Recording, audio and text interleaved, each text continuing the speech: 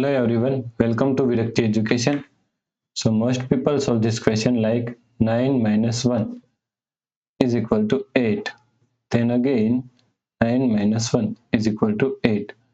Now 8 multiply 8 is equal to 64. But this answer is not correct. This answer is completely wrong. Okay. Now let's solve this problem correctly by using a PEMDAS rule.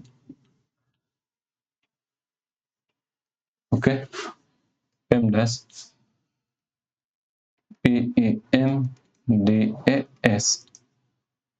P means parenthesis, E means exponents, M means multiplication, D means division, A means addition, and S means subtraction.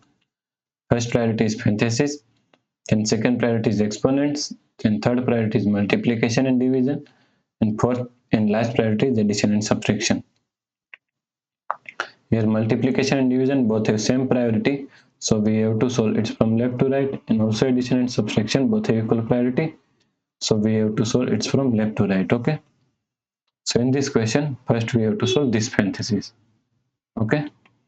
So 9 minus 1. Now solve this parenthesis. 9 minus 1 is equal to 8.